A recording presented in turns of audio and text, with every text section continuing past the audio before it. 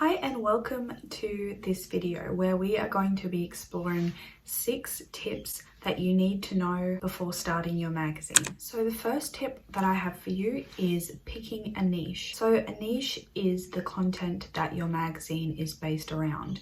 So this could be anything from lifestyle, floristry, four-wheel driving, fashion, beauty and fashion can sometimes tie in with lifestyle.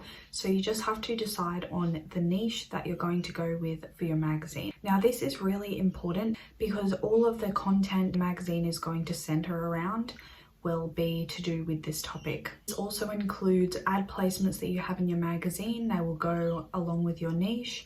So for example, if you were a flower-based magazine, you could have ads relating to weddings or florists. If you're a four-wheel drive magazine, you could have ads relating to tires and mechanics. The list goes on. Another important thing about having a niche is that if you employ writers or if you have freelance writers and people that submit pieces of writing to you, this all needs to base around your niche as well. So say if someone is a beauty writer and they only write around the topic of beauty, then they would be perfect for your magazine. Whereas if you had a lifestyle magazine, you could be a bit more broad with this. My magazine, KBS Magazine, is a lifestyle magazine, so we do have a bit of beauty, a bit of fashion, and we also have news topics and different things like that. So if you do have a lifestyle magazine, as I said, you can be a bit more broad. Now the second tip that I have for you is starting up a website and your social media platforms.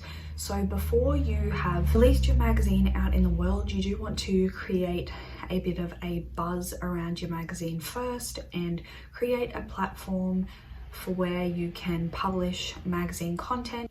If you are wanting to post daily content online, it is a really smart idea to have a website and at least an Instagram or Facebook page, so that this way you have somewhere to post your content to. If you don't already have a website, a good place that I suggest going with is Wix. They are just super easy to set up and really cost effective. They're actually free unless you want to connect a domain name, and you can actually send out newsletters and do a bunch of different things with Wix all through the platform, which is amazing. I actually have done a course through Brittany Wang, who is technically an author, and she teaches you in the course all about setting up your website as an author. But as a magazine publisher, you are a publisher, and as an author, you're also a publisher if you are an indie author or self-published, which I am. So I find that it actually does go hand in hand. I will link her course details down below. I also do have my own course on how to start your own magazine 101, which does touch on starting a website, and it also touches on everything to do with setting up your magazine more in depth than this video will. So if you want to check that out too, I'll have the link down below. It currently is available on my Patreon on the magazine makers tier for a limited time, so if you would like to check that out, go to the link below. But it is really important to have an Instagram or Facebook page as well, because this just gives people the tone of your magazine, and the content that you do post kind of shows them what to expect from your magazine as well. So I will put a screenshot here of my Instagram page for the magazine, and then what we actually put in the magazine in the latest issue, just to show you side by side how they are interrelated.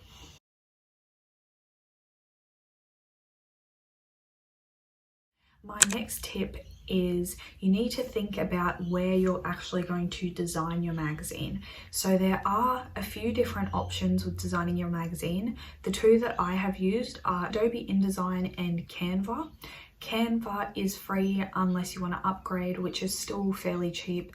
A lot cheaper than InDesign, and you can do a lot on there. It's also a lot more time saving, I have found, especially if you don't really know how to use InDesign. You can teach yourself how to use InDesign pretty quickly by watching tutorials, which I did myself, but both are really good places to design your magazine, and I will link both below as well. Both of these programs do allow you to save a print ready file, which brings me to my next tip, which is where do you print your magazine? So I print my magazine on magcloud, which is an American website, but it is the only print-on-demand website I have found for magazines, and it is specifically for magazines.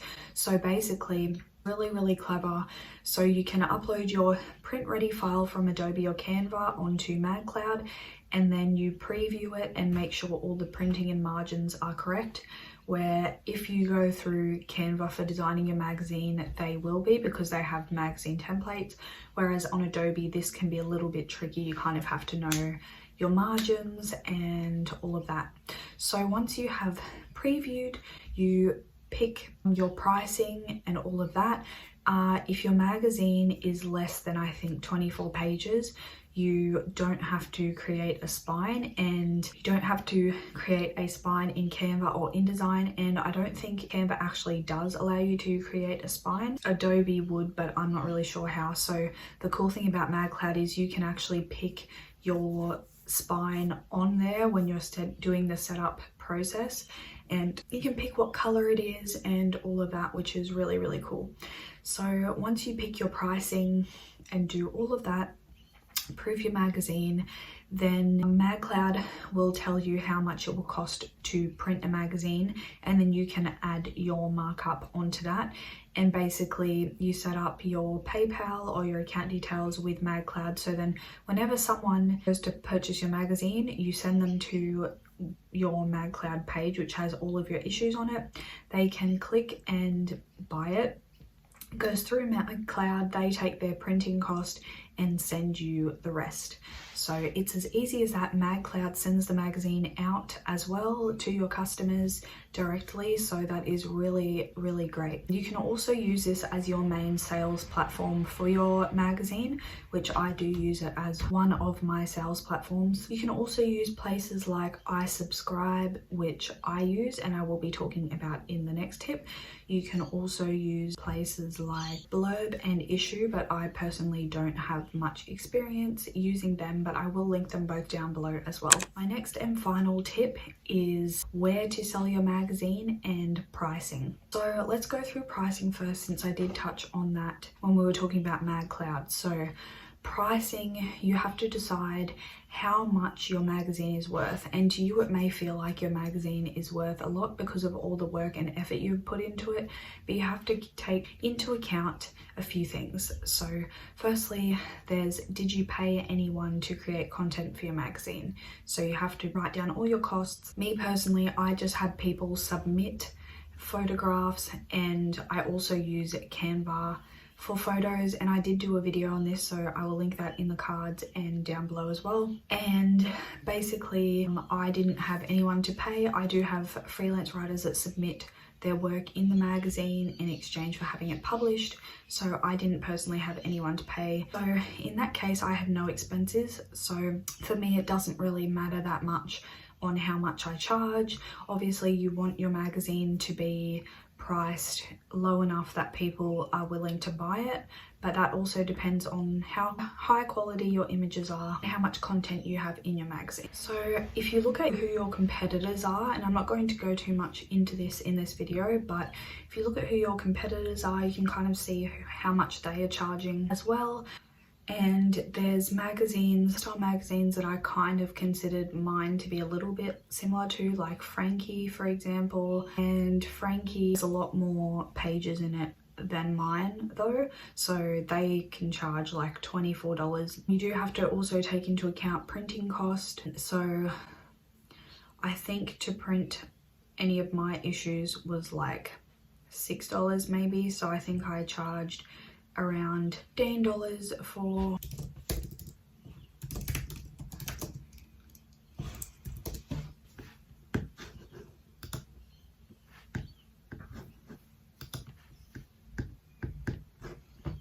So I charged around $10 for all of my issues, so I was making a few dollars. And keep in mind this is an American currency as well, and as I have a wide Australian readership, I wanted to make sure that it was low enough of a price that my Australian readers could get it, and the price is translated into Australian dollars, it wasn't too much money.